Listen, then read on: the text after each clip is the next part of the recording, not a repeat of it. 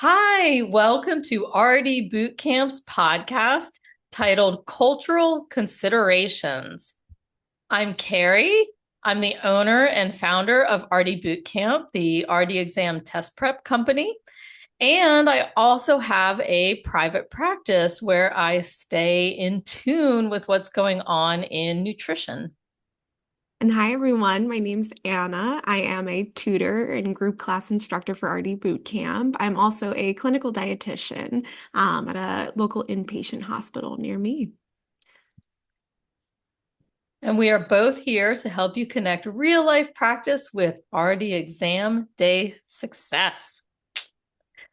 In this podcast, we made it really fun. I know you guys love listening to us talk, but we decided that in this one, we're going to talk a little bit, but have real people come in, people who are living in these cultures, tell us about it, teach us, listen to them. So you're going to listen to real live interviews. The first one is Danielle. She is a cookbook author, recipe developer, food and lifestyle blogger. Her company is Peas, Love, and Carrots. And we'll put the link if you want to check her out in the transcript. And she lives in Israel and she's going to discuss kosher dietary laws. Then we're going to talk with Mina. She owned a grocery store that followed halal considerations and she's going to explain Islamic dietary laws to us. The next one will be Josh. He's a Catholic missionary, and he'll talk about his experiences on food, on how food brought people and his family together. And lastly, we are going to interview Susan, who is a Seventh-day Adventist, but she was also a dietitian at a local hospital. We're going to listen to her discuss how they encourage a plant-based lifestyle. Now, Anna, so as a private practice dietitian, I have to take cultural considerations into practice all the time. Can you explain what this actually means? Yeah, absolutely. Now, when we're discussing the term cultural considerations, and particularly for us dietitians or any healthcare providers, really, this is the practice of recognizing and respecting each patient's or client's beliefs, values, and their own cultural practices, and then incorporating them into their care plan or just nutritional treatment plan. So stick around because after our interviews, after each interview, we're going to define other important terms. Especially at the end, we're going to define cultural competence and cultural humility. And those are two important terms to know just in your general practice as a dietitian. So we're also going to discuss key items to remember after each interview. So stick around. Now we will be introducing Danielle, who will be discussing kosher dietary laws. Hi, Danielle. Thank you so much Hi. for joining us all the way from Israel. This is so exciting to have you here. Can you please tell us a little bit about yourself? Yes, first of all, hi. Hi, everyone. Thank you so much for having me. It's an honor to be here. My name is Danielle Renov. I grew up in New York, actually, as did my husband, both of us on Long Island. We got married 18 years ago, actually, just about 18 weeks, 18 years. Our anniversary is next week. Wow. And we moved here like pretty soon after we got married. We have, thank God, 9 children, and we live in Jerusalem. Wow, that's exciting. Do Yeah. you personally have a kosher kitchen in your house? I absolutely do. I actually have one kitchen in my house and I have a kitchen in my studio, which is where I work. I am a food blogger, recipe developer, cookbook author, and we are constantly producing like books and miniseries and doing photography, food videography, things like that. So both of my kitchens are not just kosher, but strictly kosher. There are different levels of observance, and our kitchen does hold by the highest standards of kosher. Can you describe what a kosher kitchen entails? It basically means doubling your kitchen, in short. Besides for the fact that the food that you purchase that is brought into the home needs to be kosher. And now in Israel, that those laws are actually stricter than outside of Israel, because usually kosher applies to like manufactured processed items, meats, dairies, things like that. But in Israel, it also applies to the vegetables, because all vegetables and produce grown in Israel needs to be treated, dealt with a certain way to be rendered kosher. It cannot just be picked and eaten just like that. However, outside of Israel, you can pick and eat. So it is easier actually to keep kosher outside of Israel than inside. But yeah, so that's basically what that's more has to do with the food that you bring into your home. The home itself, to be accommodating to kosher, does need to have two sets of pots and pans, one for meat food, one for dairy food. There are some homes that have a third category, which we call pariv. Pariv means not here nor there. It's pariv. Like if somebody is an unopinionated person, they could be a pariv type of person because they're not here or there. So pariv is something that's not meat or dairy, and it can actually be eaten together with meat or dairy. However, we don't mix meat and dairy together, so those pots and pans need to be strictly separate. However, if I wanted to make like a cooked type of stew, vegetable curry, and I wanted it to be not meat or not dairy, because I didn't know, maybe the next day I want to add cheese to it. Maybe 2 days later I want to serve it with a piece of grilled chicken. Then if I had that third set of pariv utensils, that would come in really handy. Now, myself and most people I know, having that third set is just like over the top too much. You also need to have space for that. So I just don't have really a lot of that, and my food is either meat or dairy. Wow. Thank you for that. I actually I didn't know that about the vegetables if you are living in Israel versus Yeah. not. That's I love like hearing about that because I wasn't aware that there was a difference between if you lived in Israel versus like maybe if you lived in the States. Yeah. Because laws concerning like tithing Mm, are bound by the land. So if a law is bound by the land and you're not in the land, you're not bound by the law. heard. That makes a lot of sense. And I'm Yeah. also a fellow born and raised New Yorker, so it's nice to see another. Oh, oh. Now, you talked a little bit about your the kitchen and separating meat and dairy, and I'm a little curious to hear kind of the whole guidelines are really what the kosher dietary laws are, and what foods are generally consumed and not generally consumed. So there is, I would say, kosher is sort of the subcategory of kosher. The first Torah, like biblical prohibition against the foods that we eat, is called treif. Foods that are treif are certain animals, fish, things like that. So actually, it's pretty cool because the Torah, the lists all the kosher animals. Mm, Now, the Torah was written, we believe, before the world was created. God created the world so he could give the Torah to somebody. But needless to say, according to our calendar, 5,785 years ago. yeah. And since then, there has never been found to be one animal that is kosher that the Torah did not say it's kosher. So it's pretty remarkable. Like Yeah. with evolution and everything, only the animals that the Torah has listed are kosher will fit into the category today of kosher. It's pretty awesome. Wow. So what does that mean? Animals, in order to be kosher, need to have two features. They need to have split hooves and chew their cud. Mm, So that means that animals like pork are not kosher. Pork do have split hooves, but they do not chew their cud. Actually, fun fact, they're the only animal that has an outward appearance of being kosher, but inwardly is not. mm, Most other animals actually don't chew their cud, but don't have split hooves, like a camel, for example. Chews its cud, does not have split hooves. And then there's animals that don't have either. Now, that applies to animals. In terms of fish, the fish needs to have fins and scales in order to be kosher. So that means a fish like swordfish mm, or sturgeon, um, the truth is I'm not even so familiar with the species of fish that aren't kosher. Those are not kosher. Anything like salmon, tuna, trout, bass, those are all kosher fish because they have fins and scales. Beyond that, anything with a shell is treif. It is not kosher. So far, we do not eat animals that do not chew its cud and have split hooves. We do not eat shellfish, and we do not eat fish that don't have fins and scales. Now, their only category that's separate from this would be birds, like turkey and chicken. And that actually, there's not a specific explanation for. It's more based on just the Torah tells you that you can eat certain birds and you cannot eat certain birds.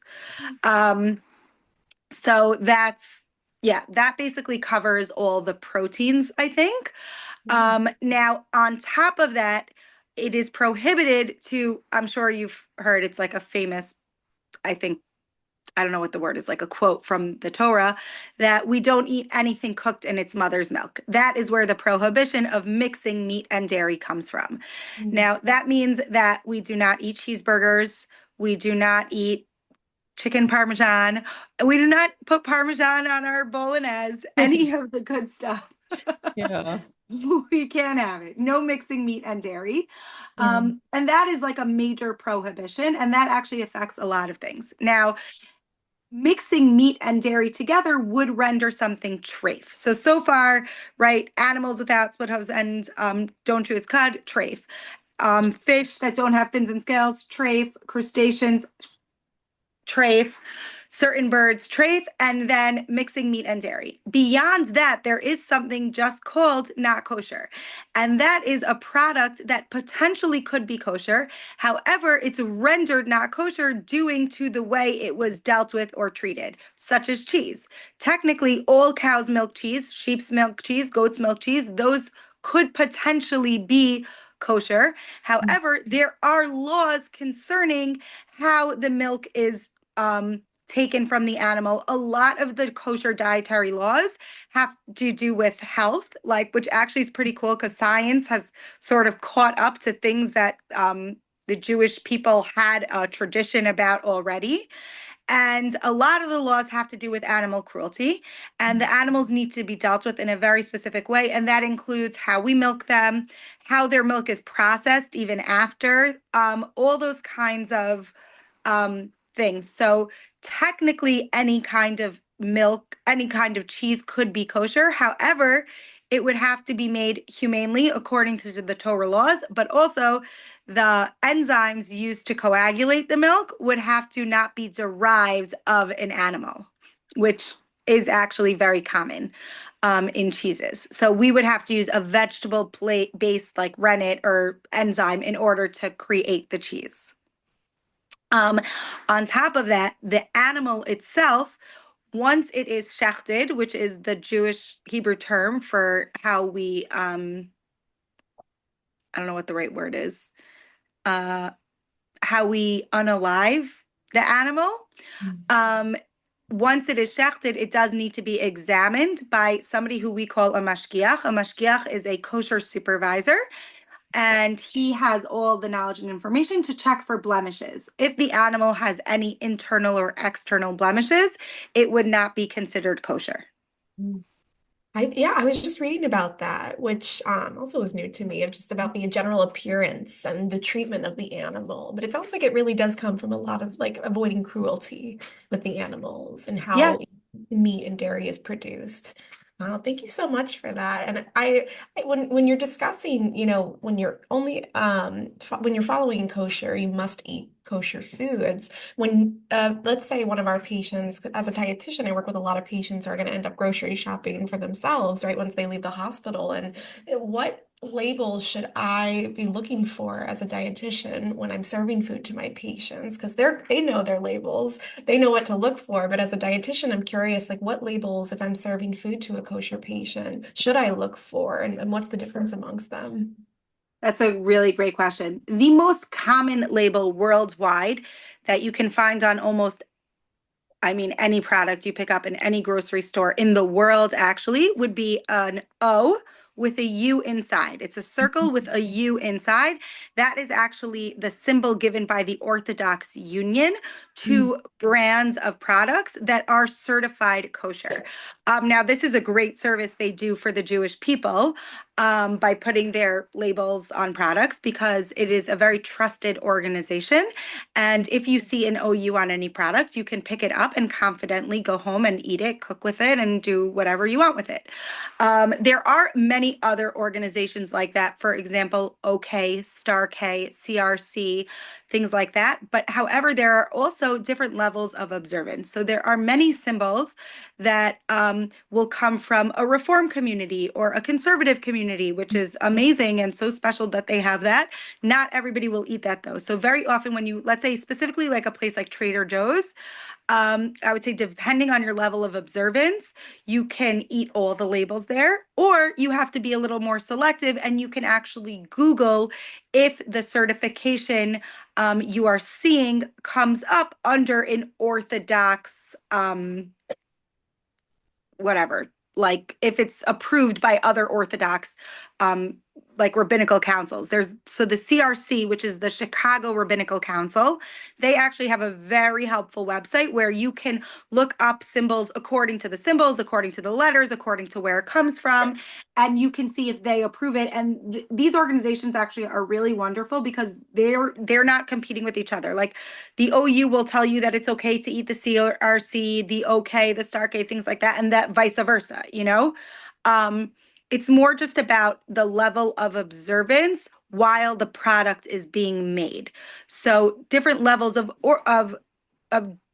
orthodoxy, you know, reform, conservative, ultra orthodox, whatever, will watch over the product differently.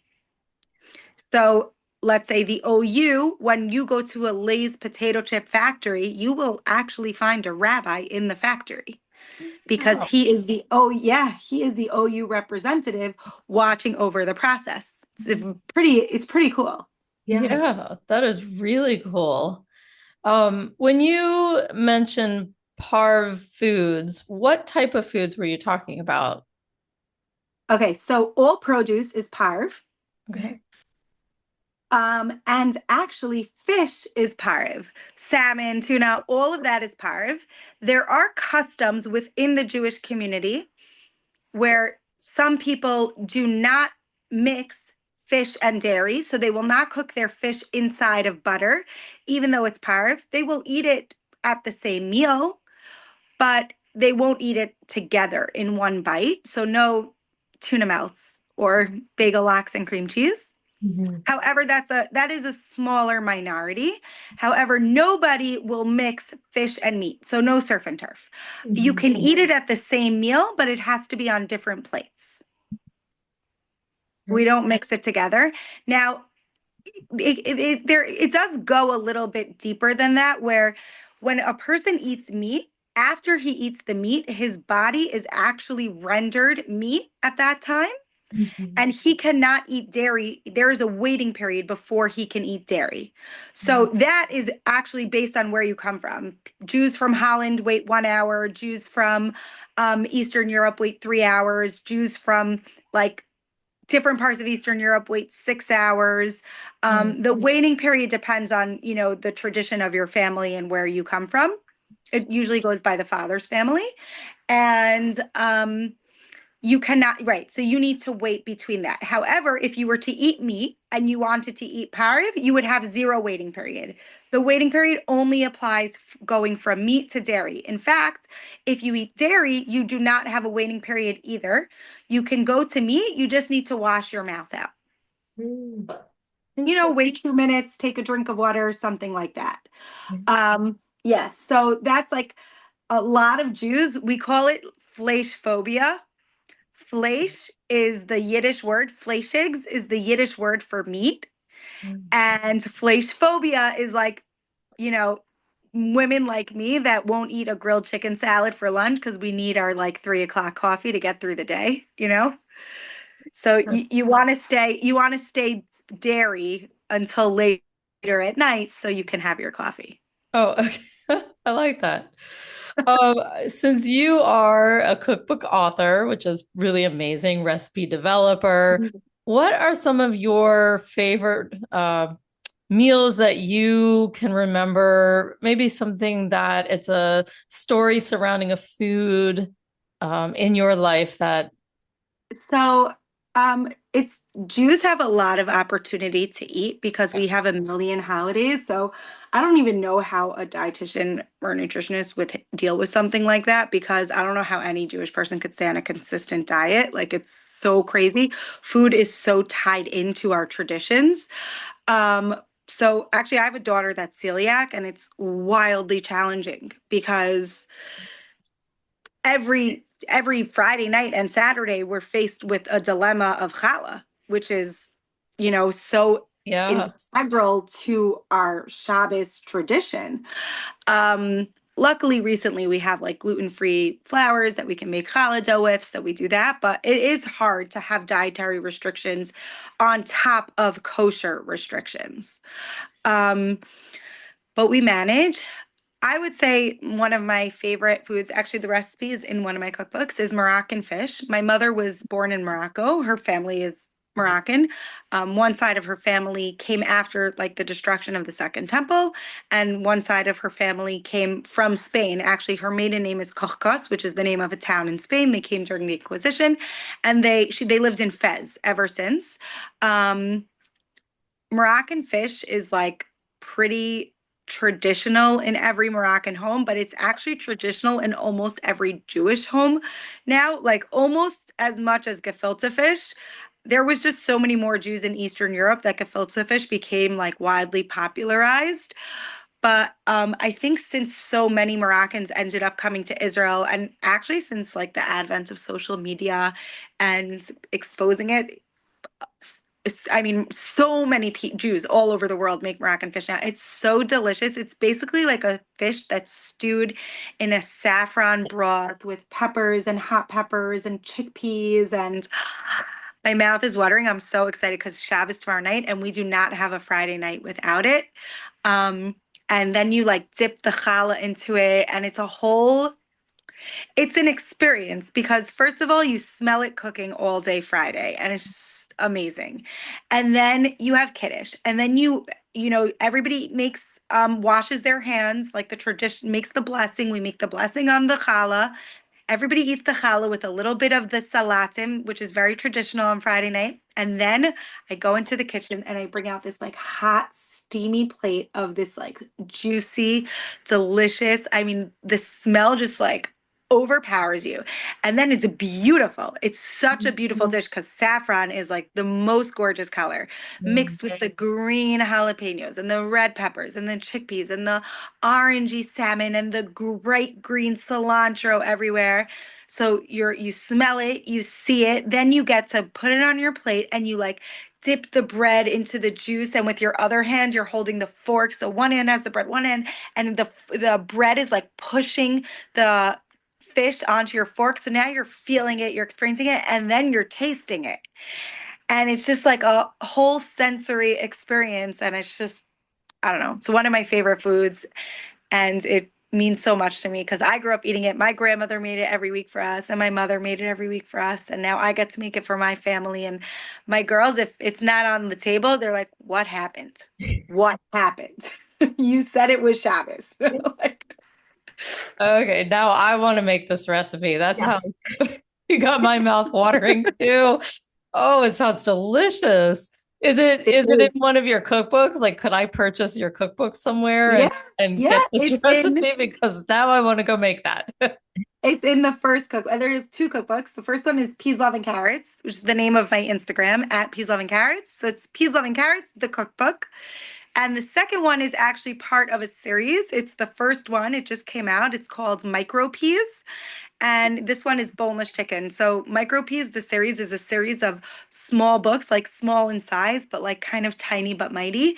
And this one has 17 boneless chicken recipes. So like if you defrost boneless chicken and you don't know what to make, you don't have to search through like a million cookbooks that each only have two boneless chicken recipes. It's just all there for you, easy, no brainer. just like to make, I love to cook. I love the kitchen. I love to eat. And I just think so many people struggle in that area, especially we live like such a crazy, hectic, busy life these days that sitting down to make dinner or make yourself a lunch or make a meal can feel so overwhelming. But then if you don't even have an idea of what to make, you're out. Like you're like, forget it. That's it. Like, so I just want to put recipes that are easy, approachable, doable, delicious in people's hands so that we could just take away that part. Like you don't have to worry about what to make. Here's what you can make. Here's all the ideas. Pick one and just get it done because I don't know, there's something about eating the food you cook with your hands that's like incredibly satisfying. Yeah. It's just full circle. And I'm a big believer in sustainability and not wasting. And I think that when we cook the food, it's so much easier to respect the ingredients that we're taking in. And obviously, I also eat pizza and burgers and I do takeout, once in a while also. But like, I think if the majority of what you do is provide yourself with your food, you're helping yourself, you're helping the environment, you're respecting the ingredients. I think it's how it's meant to be. Yeah, I agree. I run a private practice as well, and that's one of the big things that I try and encourage is getting back into the kitchen and cooking and becoming one with the food again, seeking food from nature's source, which is hard. And I've Yep. seen some of your Instagram videos, and the food looks phenomenal. I want to personally thank you for coming and talking about the Jewish dietary laws, being kosher. It has been eye-opening and super helpful for us and for our students. So thank you so much for coming. Thank you for having me. Thank you. Bye. Bye. Wow, it was a true pleasure listening to Danielle. Yes. To sum up key items to remember about kosher dietary laws, parve foods are foods that are permissible and can be eaten with both meat and dairy.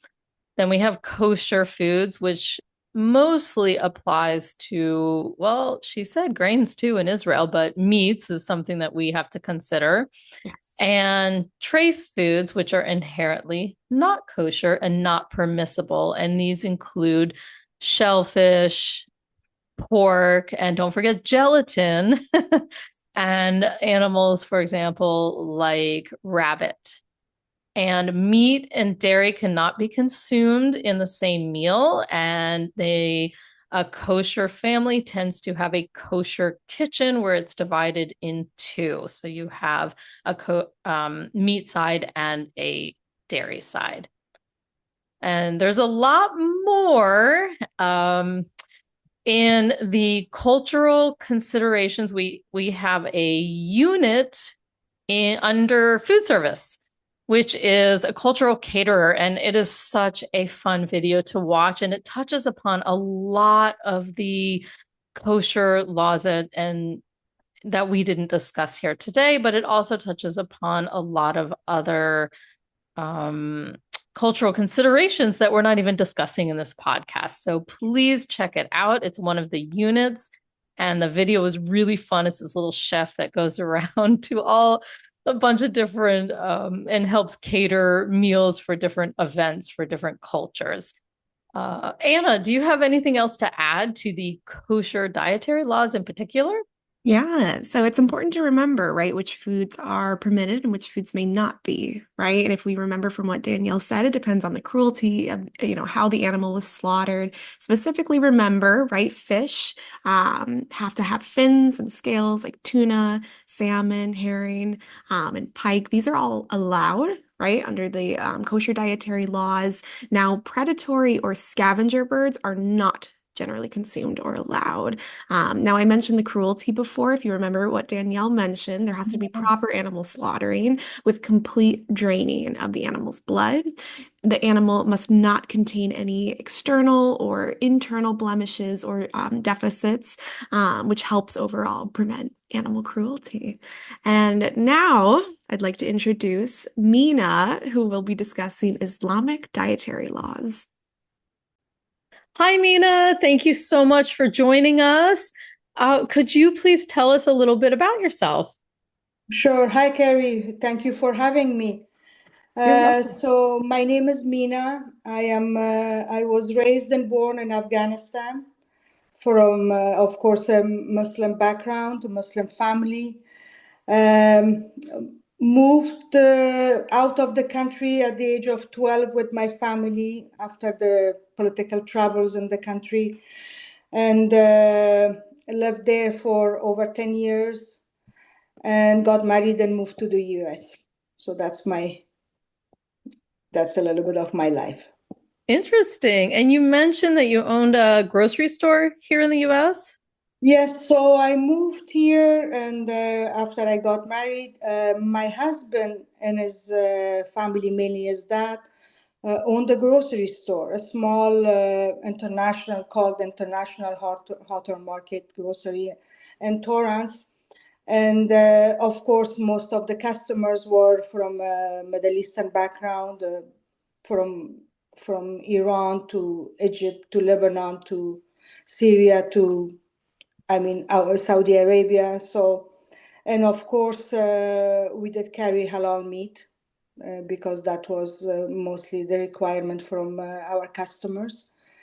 And yes, and I as soon as I moved here, I started working and helping my husband at the store for the past 30, 35, 36 years.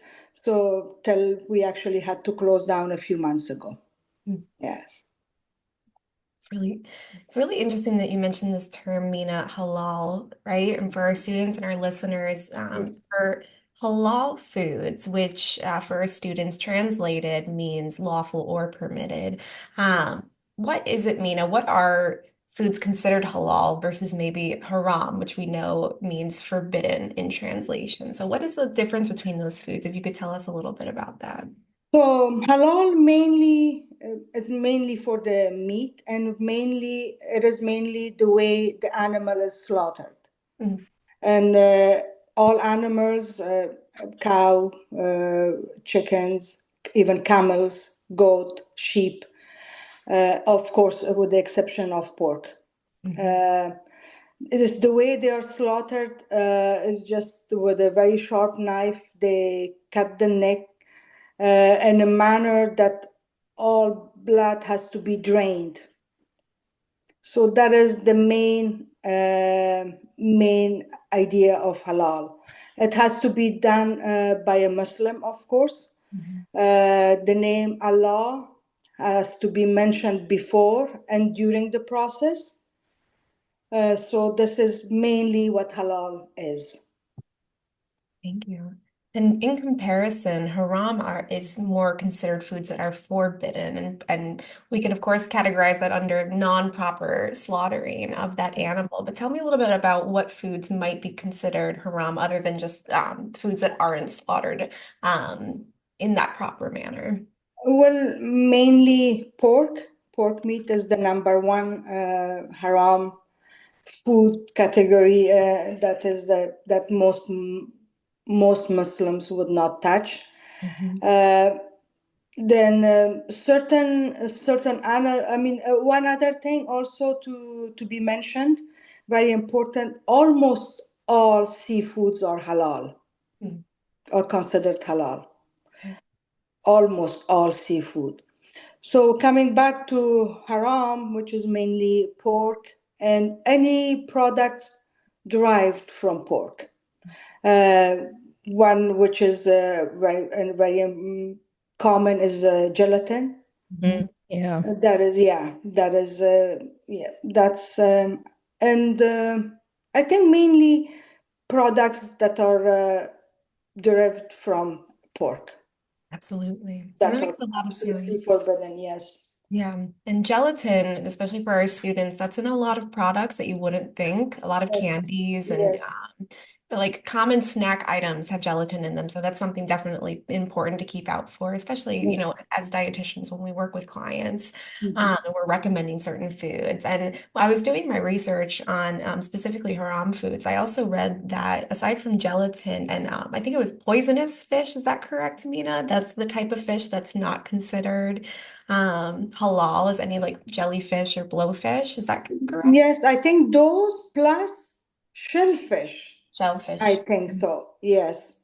Those are, I think, could be the only, yes, the only other ones that are forbidden. Yes. That makes a lot of sense. And I also read rennet, which for our students is an enzyme that helps with the creation of curdling of cheese. It's an enzyme found in the stomach or the gut, in addition to lipase and pepsin. So anything, right, that gut derived from animals, as well as, and I think you mentioned this, Mina, alcoholic beverages, right? Those are Yes. considered Yes. haram. They Yes, cannot be absolutely. Yes. consumed. And that, All, yeah. without any exception, all alcoholic beverages. Yes. And that includes vanilla extract for those listening, because they often do. I think it's Kari, right? There's like a small percentage of alcohol in that vanilla Very extract. small percentage, but there are also you can find, I've heard, I have not seen to be honest, that they are also halal. Okay, that's Yes, that no. yeah, they probably are not using some of the products that are used in the regular extract. Yeah, So yeah, there is actually the halal vanilla extract. that's Yes. good to know. Yeah. And yeah, an alcohol-free version. Yes, Yeah. yes. Yeah, that makes sense. Is there a specific, you mentioned halal in your grocery store, is there a label that's put on the product so somebody will know? Yes, it's actually just written halal. It's like usually in a corner somewhere. Mhm. Just the whole word halal is written, and Mhm. it's a little bit like a circle, and HALAL is like the whole name is written that you can see clearly on the product. Yes. Okay. And for our students, if you're at the grocery store, try and identify that. Or even I know there's certain like food trucks. There's a lot of food trucks near me because I'm in the city and there's a lot of halal food trucks. I'll keep my eye out next time. And I know there's also a wonderful restaurant near me that does specifically halal foods. And they're actually introducing, they were originally plant-based, but now they're introducing meat and they're doing it under the like Islamic dietary law, so it will be proper slaughtering. So they're keeping it completely halal, which I'll Wow, have to try it now. Yeah. that's interesting. Yes. It's like, Yeah, that also means that recipes that are cooked with wine and Yes. beer cannot be done as well. Yeah. uh, and that's a little bit questionable, to be honest, because a lot of, like in my family, like my mom, who was a moderate Muslim, I can say she was practicing certain things, but she wasn't. She would say that anything that is cooked, wine or other alcoholic things that can be used in cooking, the alcohol is evaporated. And so a Mm. lot of actual Muslims you do use wine, uh, Interesting. yes, in cooking because they say it's of course not the same at all once it's Hmm. kind of cooked or used in any cooking. Yes, Yeah, but that's I don't think all Muslims would do that. But Yeah. I know a lot of people. I yeah. know personally a lot of my friends, family that do that. Yes. Right. Yeah. And I guess that's why, right, everyone is different under, right, the religion Mhm. too. So it is important, if you're talking with someone different, right, who also Mhm. practices consuming halal foods, just ask, right? Because everyone might be Exactly. a little bit different. Yeah. Exactly. Exactly. Yes. Yes. Mhm. And when you think about cultural foods, what are your favorite cultural foods, Mina? And if you have a story connecting you to any of your cultural foods, we'd love to know. Well, food is at the center core of our culture. Food is the it thing for families gathering. So yes, we do have a lot of unless for me, of course, mostly for me, because that's, where your background is and the food that you grew up with, that's what kind of sticks with you.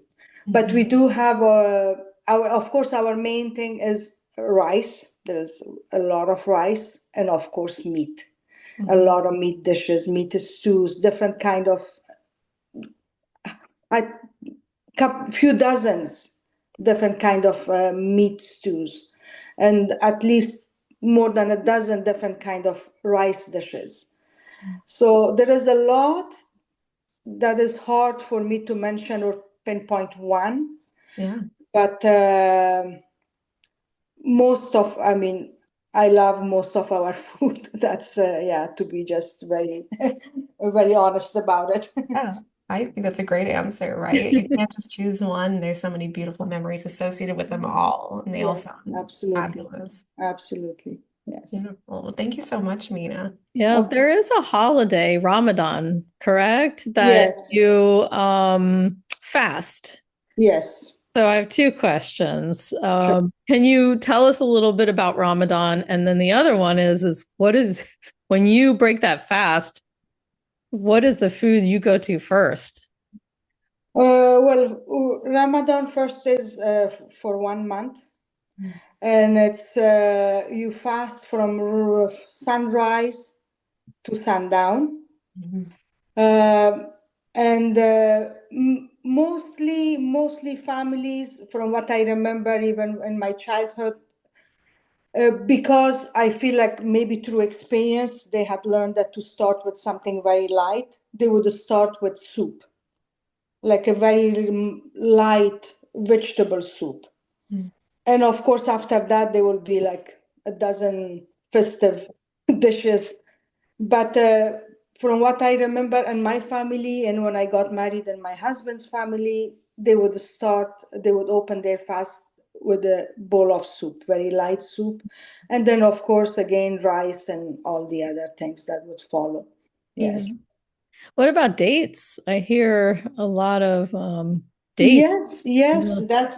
That's another one that a lot of most Muslims open their fast with just one date. Yes, that's absolutely another one. Yeah, that I didn't mention it because it was not a huge tradition in my family. Mhm. Because Okay. my mom was mostly the one that was fasting, and I don't remember, but I know that is a very big.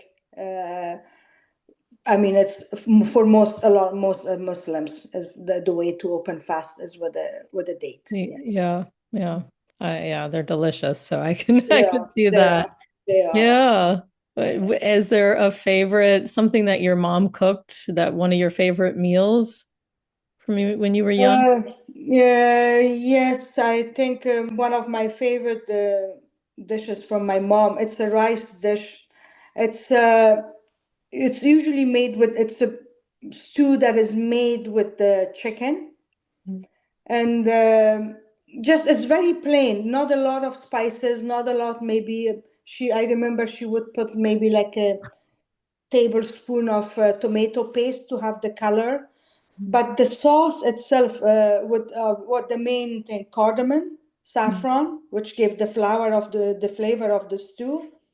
And you would have that very simple chicken stew and with rice, which was topped also with saffron. That was one of my mom's signature dish, and that was one of my favorite dishes. One of the ones that she made, actually. Yes. Sounds delicious. Yeah. Yeah. Thank you so much for Of course. sharing. Of course, was my pleasure. We Thank you for having me. we really, really appreciate it. Thank you. Of course, thank you, Kari. Have a wonderful day. Wow, we really learned a lot from Mina about Islamic dietary laws. Now, students, key items to remember for our test is important as well. So we're going to pull some of that together here. All foods must be halal for the Islamic laws. Halal foods are labeled with a special symbol. It actually is the word halal. And in Arabic as well. Now, there are kind of some similarities. There are kosher symbols as well. In RD boot camp, in our RD exam prep course, we really make sure that we have all these visualizations in our units, along with these amazing, entertaining videos. So if you found this entertaining so far, go check out our prep course and watch some of these entertaining videos. You learn and have fun at the same time. It helps you remember the information versus just reading an outline of information.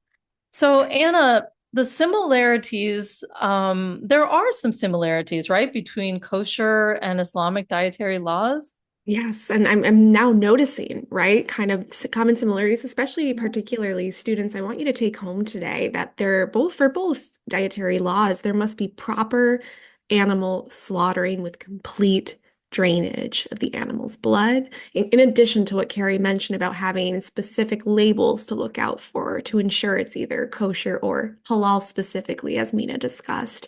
Now, halal, remember from our talk, in translated from Arabic means lawful or permitted. So that's something important to know is halal is what is permitted.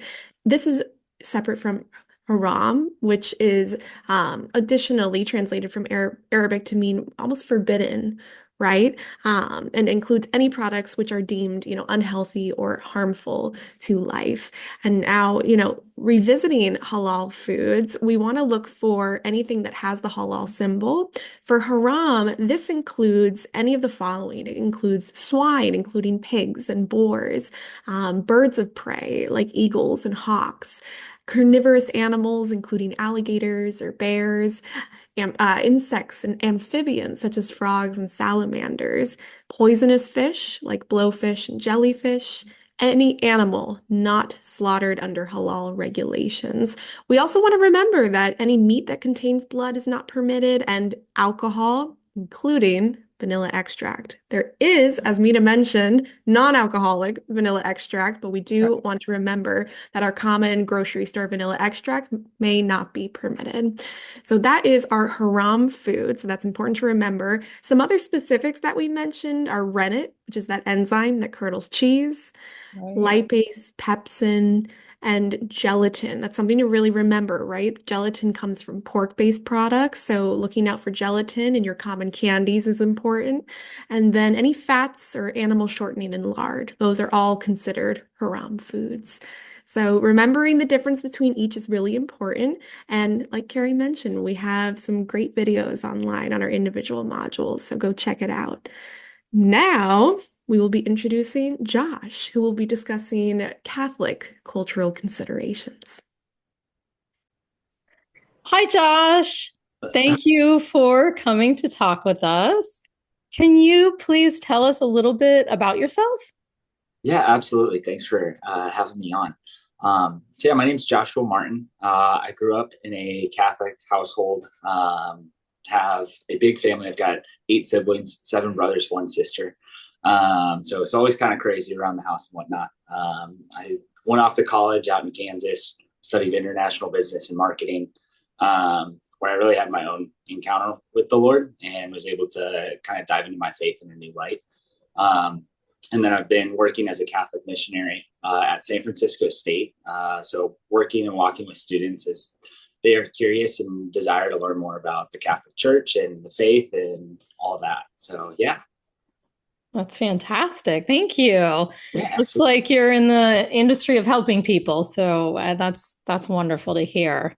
absolutely. Yeah. It was really like I had my own trials and really went through like a sprint of, just not knowing who I was and kind of that identity crisis. And luckily, it was like my faith that really kind of gave me a new light and really helped me to see that more to who I am and to know that, just to have confidence in that. So to be able to share that with other men and especially in such a culture where we're just kind of all so isolated and you can kind of just be left with your thoughts, but have some encouragement and to hear that you're good, it's a gift.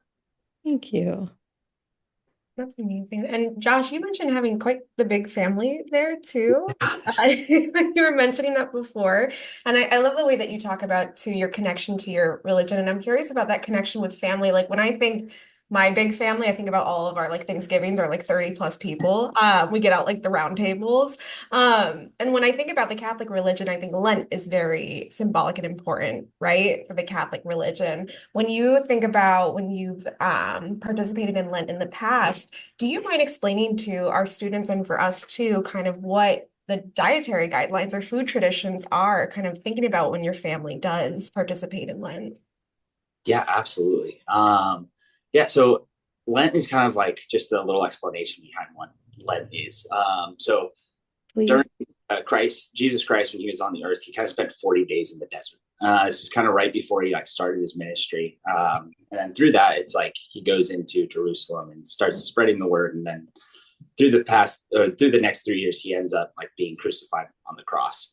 So in this time, it's like, how can we recenter before the season of Easter, which is really like Christ's resurrection, his overcoming of the death in the world, and giving us new freedom. So in this 40 days, how can we really invest in like a sacrificial or penitential way of being more connected, so that when this feast day arises, like this pinnacle of our faith, we can truly like celebrate in the correct way.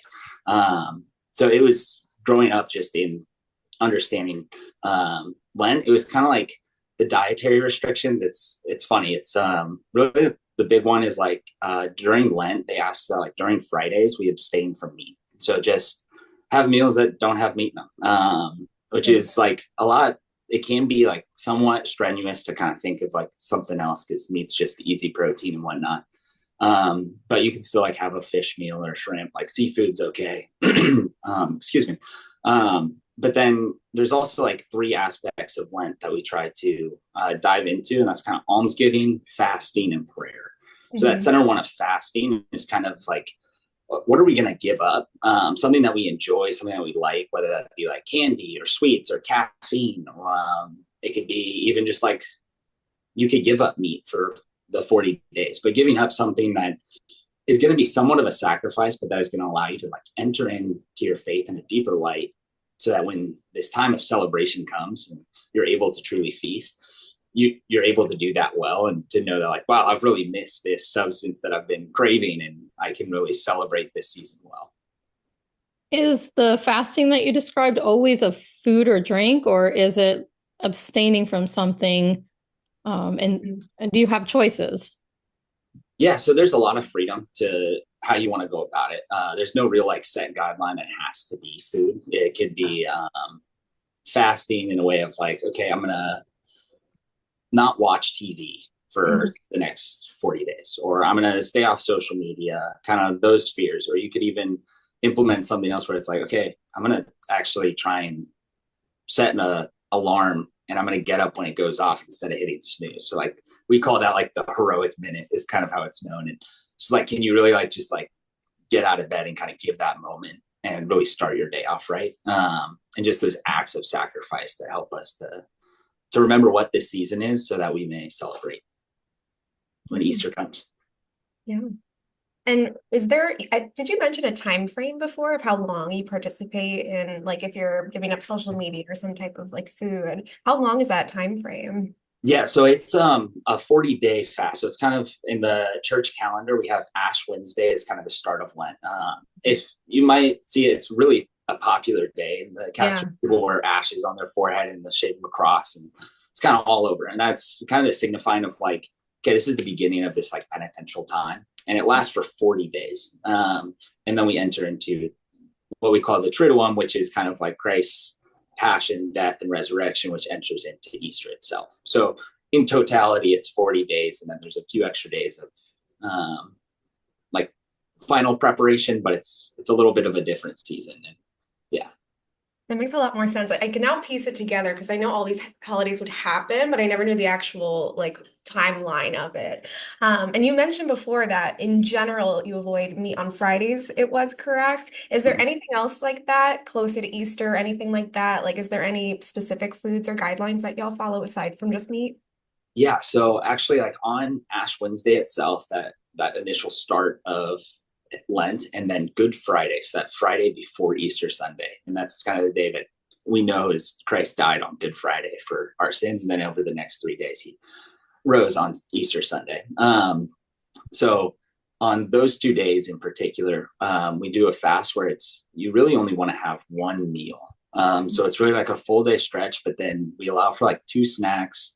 So it's like, but those snacks shouldn't equal up to the size of the one meal. So it's like 2 little things that kind of help you stay, but really abstaining from like a good meal throughout those 2 days in particular.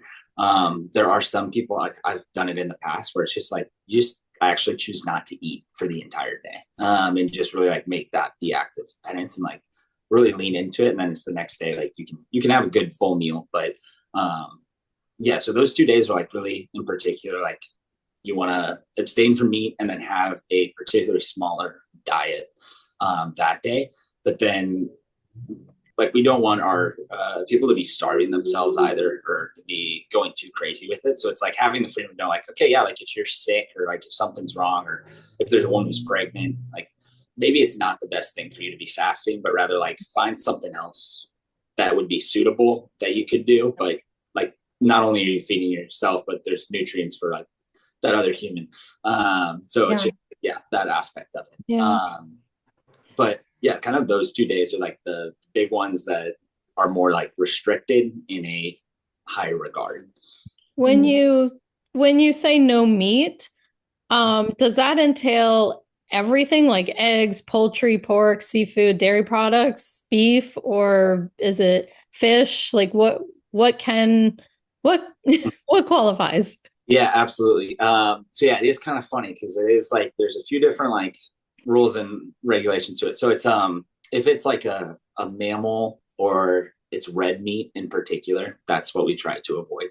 But also like chicken, we try to stay away from like the actual meat proteins themselves, rather than like eggs have protein in them but aren't considered like a meat in itself. So it's like eggs would be okay.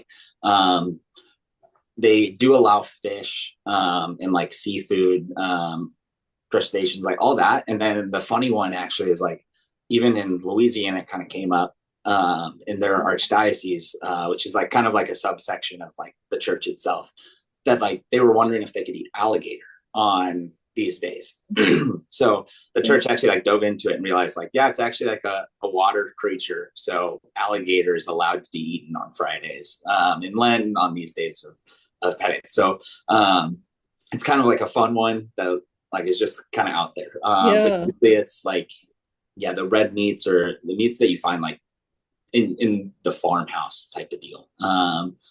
But if you always have a question, it's easy enough to ask a friend, or even just be like, hey, what are your thoughts on like, is this okay? Like, and you can dive into that with people. So yeah. Thanks. We hear stories about like fish fries on Fridays. Is that something that still goes on today? It is, yeah. So luckily there's an organization that works with the church, and they're called the Knights of Columbus. And the Knights of Columbus are a group of men that kind of take a vow to their faith and to serve the church in a way. And usually it's in the community aspect. So each church usually has like a council or a committee. And usually they're the ones that are responsible for putting on the fish fries on Fridays. And I remember as a kid, I would go to those every once in a while. It was always just like a nice, like easy, like you go hang out on Friday night, and then you get to go see your friends too, and you can socialize with people. So it is like a good environment. They still do those, which is awesome. That sounds really fun. Yeah. That's my first time hearing that before, which I'm surprised about too. But thank you for explaining that, because it's my first time hearing that term before. Yeah, absolutely. Yeah. Any like other holiday foods or any story that you would like to tell from your past that really sticks with you? Yeah, absolutely. Yeah, I think just like something about a home cooked meal is amazing. And I'm just so grateful for my mom. She's a phenomenal cook and chef, and she's really like, she's put in time. She's like gone to classes, so she like knows a lot of different cuisines and whatnot. And one of like my all-time favorites, it just like continues to come back time and again, is like this, it's like simple but still classy. It's like a steak, like a tenderloin, this like nice like red wine bordelaise sauce over it, and some like mashed potatoes and some broccoli. And really like that hits home for so many reasons. It's just like a good, like that was just like a celebratory meal that we would have as a family.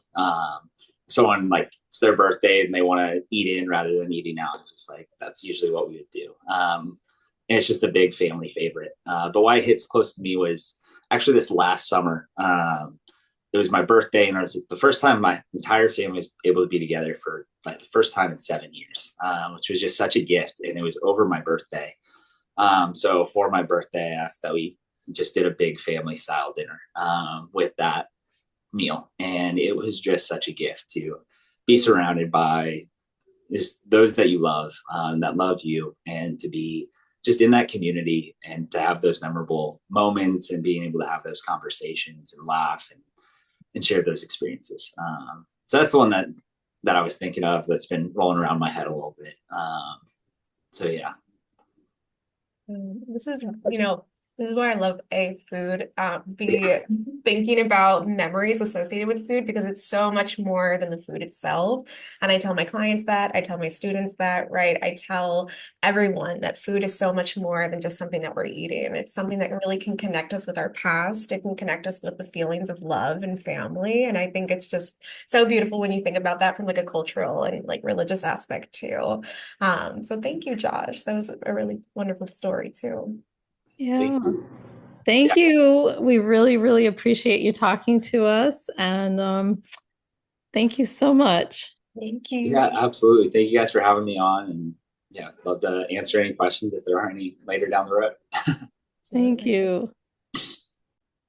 Wow, Josh, thank you so much for enlightening us. It was really nice to hear about your passion for the Catholic religion and about your family. The important thing to remember, students, is the Lent holiday, that fish is allowed, meat is not. So there are often fish fries. To remember this, we came up with kind of a little silly mnemonic. A mnemonic is like a fun story or a silly story to remember information. I lent a hand making the fish dinner. So on Lent, it's the fish dinner. We use a lot of mnemonics in our RD bootcamp, RD exam prep course. So we try and do the sillier the better because the more you'll remember it. And we encourage you to create your own mnemonics so that you'll remember them as well. Yeah, absolutely. And specifically for the exam, right? Remembering the fish is allowed, no meat on Fridays. In general, when discussing Lent, we're recognizing this is, as Josh mentioned, around a 40-day season of prayer and fasting that begins on Ash Wednesday and ends at sundown on Holy Thursday. Normally, there's a period of fasting, but as Josh mentioned, it's usually not always food. It can be, phone use or TV time, screen time, things like that, which I learned a lot from Josh too. It was really nice to hear from him. So next, we will be introducing Susan, who will be discussing more the dietary practices and guidelines of Seventh-day Adventists. Hi, Susan. Thank you for joining us. Hi, Kari, hi, Anna. Nice to be here. Thank you. Can you start by telling us a little bit about yourself? Well, I am a retired dietitian. I guess that's a new status, but I worked for about 40 years at Providence Little Company Mary in Torrance, California, and it was a great place to work. I had many, many different job titles while I was there, but the most recent was I worked in a transitional care center, and we had about 90 to 100 patients there. And we had a real variety of patients, broken hips, strokes. Our population was probably more elderly, over 50, over 60. But it was a good experience. That sounds great. And you're here today to help us with what dietary considerations, what cultural considerations? Yes, definitely. Yes. So, you're a member of a congregation. Can you tell us a little bit about that? Yes, I am a Seventh-day Adventist. My husband is the pastor of the church in Redondo Beach, and we work together and we do a lot of health seminars at our church. And Yeah, it's great. Yeah. Yeah, including nutrition talks. I love it. Yes. In about, well, I think it was 10, 15 years ago, I became plant-based. I've been vegetarian all my life, and I became plant-based. And it's amazing how the community is interested in that too. And so we've done a lot of outreach to the community, just helping them, on that journey. Beautiful. Yeah, I'm a little plant-based myself, so I was really curious when reading about Seventh-day Adventists that you do follow more of like a plant-based style, or they are, kind of, exploring the plant-based style. And I am curious about just the diet as a whole. As a Seventh-day Adventist, what is included in the diet? I know there's kind of specific guidelines involved. Yeah, it's guidelines. It's not a law. It's not a requirement. It's the premise is that our bodies are a temple of God, and that we want to take care of them the best that we can, by what we eat, what we drink, what we, exercise, sleep. I mean, just the whole gamut. We want to take care of our bodies the best that we can. So that's the premise, and everybody, will do what they want to do. We don't have that requirement.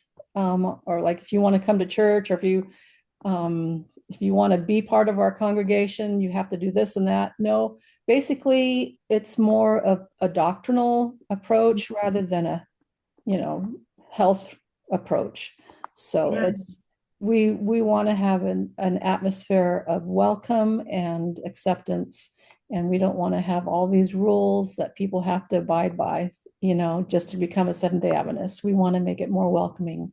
And so it's a lifestyle choice. And if you would, interview all the members in the congregation, it might end up being half of them are vegetarian or plant-based or not, and half are lacto-ovo, half are pescatarians. You'd find the whole gamut of us there.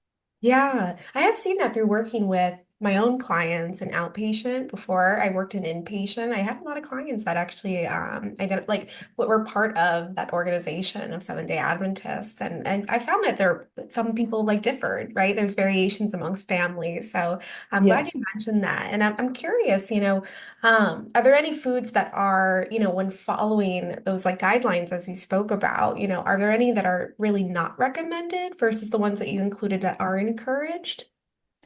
Probably the unclean meats, which Mm, are animals that don't chew their cud, and that have, let's see, I don't really like shellfish, yeah. scavengers, you know, um, or that have split hooves, you know. So I think it's based on the Jewish laws, Mm, for unclean. And so again, it's a lifestyle choice. yeah. If you want to come to our church and you eat pork, it's okay. We're not going to serve it at our functions or our Yeah. potlucks, Yeah. and we keep our potlucks lacto-ovo vegetarian. I've been wanting to do more plant-based, in which we do, but it's basically lacto-ovo. But if somebody's visiting and they bring a dish of chicken or something like that, we're not going to be like, oh my goodness, there's chicken or whatever. But we'll label it and say this contains chicken, and we don't want to offend people, so we just serve it. But Yeah. it's interesting. Recently, we had a potluck and somebody brought some chicken, and the ladies in the kitchen who were getting the potluck ready, they were like, should we serve this? And some ladies were like, well, yeah, sure, yeah, but we'll put a label on it. And guess what? That chicken disappeared fast. So, it's fine. Mm. Yeah. We don't make it a big deal. Absolutely. It sounds very open, and Yes. accepting. Yeah. And I think that's, when we've spoken before about cultural considerations and religious considerations, that's why I think, and I'm curious to hear your thoughts, but it's always important to ask, right? To Yes. ask your patients, to ask your clients, or ask people, right? If you meet a friend who's a Seventh-day Adventist. So I am curious, when you were in the hospital, or, working in transitional care, how do you approach patients or clients and ask them about, if they have different cultural considerations for their diet? How do you normally approach it when you were an RD working in the field? Well, yeah, it's very important to ask those questions, because if you see on their admission list that they're Seventh-day Adventist or they're Jewish or something, you just need to go talk to them. Yes. You need to talk to them and ask them the question. It doesn't have to be embarrassing or, judgmental or anything. Just, I saw that you are Jewish. I just want to make sure that we provide you the food that you are most comfortable with and that you need and that you desire. And, maybe they're kosher, maybe they're not. Yeah. And it's Seventh-day Adventist, I see that you're Seventh-day Adventist, or even when we interview them when they're admitted, we'll ask, are there any cultural or religious preferences that you want us to abide by? And that's so important because you can't go on what you see in the chart or whatever. You have to ask them. And if you can't talk to them, you talk to a family member and find those things out. So that was a real important thing that I encourage. And actually, a lot of our diet technicians were the ones that did the interview initially. Mm-hmm. And so I made it, it was really important for them to do that, to find those things out. Yeah. Because, in our facility, you have to, if it's kosher, we have to provide for that. If they don't eat dairy or if they don't eat fish or whatever, we need to provide that and provide alternatives too. So it's important to find those things out because the bottom line is, as a dietitian, we want to make sure that we meet their nutrition needs for whatever reason they are there. We have to cater to that. Yeah. Yeah. I mean, it's us, building that relationship too of that trust, right, between the dietitian and the client, because if you're recommending foods that they don't consume, right, they're not going to follow that. And every right to. And I have had similar whenever, we had quite a population of kosher patients that would come to our unit. And it was so, so important for me to ask and let them educate me because everybody's different, like you mentioned. And I can imagine the same for a Seventh-day Adventist, when walking into that assessment time, it's really important to understand them like holistically, not just what did you eat in the past 24 hours, right? Yes, I exactly. absolutely agree. And we've had some Muslim patients too, and some of them are strict and some of them are not. And we would have to purchase the halal meats and to provide for them. So that's important also.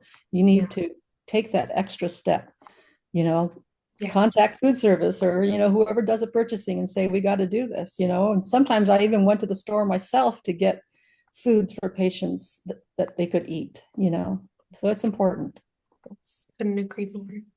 Yeah, I like how you put, we can't assume as well. So we, as cultural biases, we have to put those aside. So if we're looking at where somebody marked Jewish or Muslim, we can't just send a kosher meal and say, well, you're Jewish, you should have a kosher meal, because they might actually be like, well, that's not what I do. So yeah, never assume. I think that's an important thing to note. Very important to find out for yourself. Yeah. Yeah. And like in your potluck, caffeine, alcohol, did those come into play in your religion or in Seventh-day Adventist diet? Yeah, we encourage to avoid those items. And again, it's an individual choice, but we don't serve those items at our church functions. What people do in their home, that's their business, but as far as a church function, we wouldn't serve those items. You might see coffee, it might be decaf, I don't know. So it's a very flex thing. Yeah, that's nice. That's nice that you encourage any of your favorite foods or any holiday foods or anything that memories that you can share around foods that you love and around the people that surround you. Well, I was born in Thailand, and so my favorite food is Thai food. And one thing nice about Thai food, going to a restaurant or whatever, you can ask them to leave out the fish sauce or whatever. There's a lot of vegan options too. Yeah. So that would be, so every time I have my birthday, I always have Thai food. So yeah. And being plant-based now, that has really opened up a lot of more interesting options, to make food. And it's been really fun to experiment with things. And, favorite foods. I don't know. I love food. Out of curiosity, what do you order plant-based at Thai restaurants? Because I also love Thai and I just love that cuisine. What's your like go-to dish? Well, I love pad see ew, so I have to ask them to leave out the egg and put extra. I love veggies, you know. My comfort food actually is rice and veggies. And that's just with a good sauce. I'm a saucy kind of person, so it has to be a good sauce. But I like pad see ew, and I like yellow curry with tofu. My husband loves potatoes. He's a potato man, so I asked for extra potatoes in the yellow curry. So yeah, it's great. Thank you for sharing. Yeah, thank you so much for sharing. We appreciate the perspective of not only a Seventh-day Adventist, but a dietitian and putting it all together, and the respect that you have for your constituents. So I think that's amazing how you're more welcoming and willing to, I guess, allow certain things and not be so strict, Right, while right. also offering classes and encouraging these diets that have been shown now in our studies to be very beneficial for the human body. So thank you Right. so much. You're We welcome. truly appreciate you coming, and it was really nice talking to you. Oh, Yeah. thank you. Been a pleasure. Thank you so much. Thanks. It was a real pleasure, not only from hearing about Seventh-day Adventist religion and cultural considerations, but also from a dietitian in practice, working at a hospital and dealing with cultural considerations. It was really, really an eye-opener. Yeah.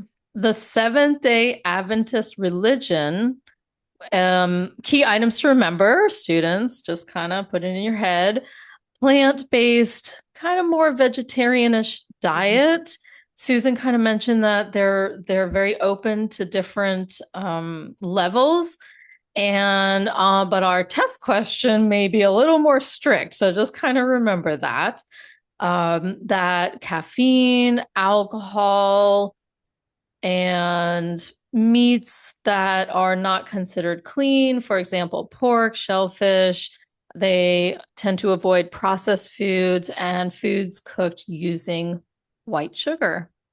Yeah, and as Kari mentioned with the clean meats, remember that this term really means any, any meats in such as chicken or beef, which are from animals that have cloven hooves and that chew their cud. So that was the definition of clean meats. And as we mentioned before, some may eat eggs and dairy, but like Kari mentioned, it's really important to stick to the facts, right? Because there may be more specific questions on the RD exam. Now, we've been discussing today quite a few cultural practices, and we didn't cover them all. There's plenty more to learn about. So, students, in our cultural catering video on the RD Bootcamp website, we have that on our prep course. You can learn about the other cultural practices that we may have not mentioned in today's podcast and other considerations that are very important for you all to learn. Those are still important. We only covered a few, so check out the website and check out our prep course so you can learn more.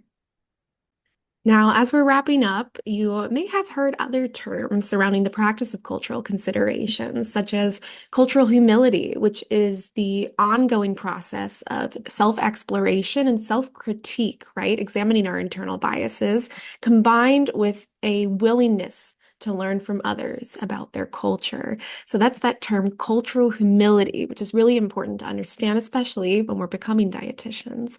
Now, this ties along, as I mentioned before, examining internal bias goes along with implicit bias, which our students might have heard of, right? Those are the subconscious feelings, attitudes, prejudices, and stereotypes an individual may have developed either due to prior influences or imprints throughout your life. So it's really important to examine your implicit bias. There's actually plenty of questionnaires online to check what biases you may have that you don't even recognize, right? These are things that we automatically assume maybe about other cultures. And it's so important to take these into account when approaching your patients, or clients who may be of a different culture or background. It is so important to examine what biases you have coming into that assessment or follow-up. Reflecting back to our interview interviews, this is why it's so important to ask, not assume. Ask your patient and be open to learning. This all ties into cultural competence, and this term means the ability to communicate and work well with people from different cultures. So these are also important: humility, competence, implicit bias, to understand and examine. And really, this is so important as a dietitian. You're going to see so many people from different cultures and backgrounds. Yeah, in all fields, in a hospital, in a private practice, long-term Yes. care, everywhere that you are. Yes. Exactly. Good point, Anna. This cultural competence is a very, very important topic, and learning doesn't end here. Remember, go to rdbootcamp.com and sign up for our interactive prep course. There is a lot more there to learn. It's very important to continue and learn about cultural differences, cultural backgrounds. And one of the best ways to do it is asking other people. Maybe you have another student in your cohort that you can talk to about their culture. And the best way to learn is to associate it with something or someone. And it will, in the end, make you a better practicing clinician. So thank you all for listening. Thank you so much. Bye. Bye.